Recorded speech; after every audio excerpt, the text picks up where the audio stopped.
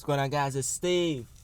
LeBron James is getting a lot of flack, but a lot of support at the same time.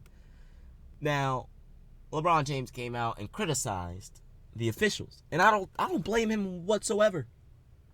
I don't blame him. This is the worst officiated season I've ever seen in my life. In my lifetime, this is the worst officiated season I've ever seen. Ever. It's terrible. It's pathetic. It's sad. It's ridiculous. There's no way in hell the officiating should be this bad with the modern day technology that we have. First of all, let's start off from my first-hand experience. Carmelo Anthony getting ejected 3 times. One of them, okay, he hit him in the face. 2 times where he just questioned the ref and he gets ejected? Are you serious? And then we review the call and it was obviously a bad call. What about them blowing that call on Christmas Day where Kevin Durant clearly got fouled?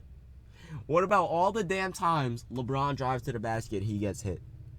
What about all the times Curry or Russell Westbrook or Harden or Melo or Wade or whoever the hell you want to talk about is driving to the basket, they get hit? No call. What about the time Paul George came out and said he doesn't know what's a foul anymore? He doesn't know if this is a foul. It's so inconsistent. This is all this season. Paul George said it this season. He doesn't know what's a foul anymore. It's so inconsistent. That's when I think Miles Turner or someone hit, I think Thaddeus Young maybe hit a game winner. And he's like, oh, I don't know what a foul is anymore. There should have been an and one. You know, the calls are so inconsistent. And I agree. They are. It makes no sense, which is why they need to go away from just having priority or pretty much having the reliance on the human. Because humans are not able, I'm sorry, you know, we're a very intelligent species, but we are not able to compete, or not even compete, to keep up with everything that's going on at once. There's no freaking way you can see it. No way that someone can see what's going on all at once. Think about it. If you're a referee, think about how many factors come into play. First of all, you're running up and down the court. So you're tired, you're huffing, you're puffing, you know, you're dehydrated. Now add that with fans cheering, booing. Add that with the music that's going on in the arena. Add that with the announcements every time someone hits a 3-point ball, Carmelo Anthony or whatever the hell, you know, or 3, J.R. Smith, you know what I mean? All of that comes into play. Then you have the surroundings. Do you know how you guys ever stood on a basketball court surrounded by 30,000 people? You're like in awe. It's ridiculous. It's crazy, you know? And then on top of that, add that with all of the players trying to talk to you. You have the whistle in your mouth. You have to pay attention to every play. It's not humanly possible. It's not, you know? And this is why we need to utilize the technology center more. And we should, you know, force every single arena to make a special room, have cameras everywhere. They have fucking 360 cameras during the All-Star break, but you can't have a 360 camera for every single basketball game. Are you kidding me? The amount of money the NBA makes, there's no way we should not have advanced technology in terms of officiating these games. There's no way. There's no way.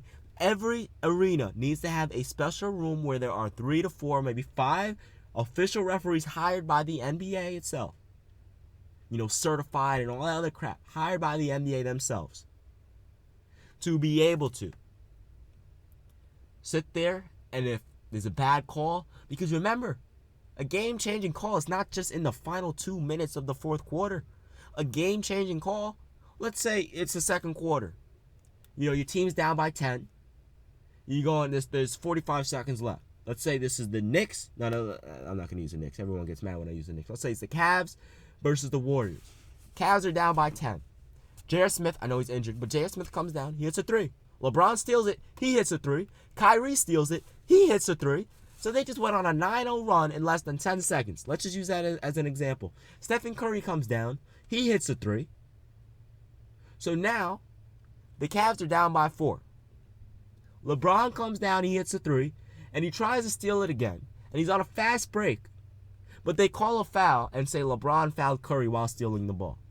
That's a game-changing play, because going into the half, you'd be closer than you were if it weren't for that call. And that means they'd have a higher lead, a bigger lead. Think about it. Curry goes to the free throw line, buckets. Easily. 90% free throw shooter. Buckets. 2 points right there. Or in the third quarter, a run. It doesn't matter the situation. If you're on a run, that's a game-changing play. So we need to have and on top of that, coaches should be able to challenge plays. But on top of that, I don't give a damn if it slows down the freaking game.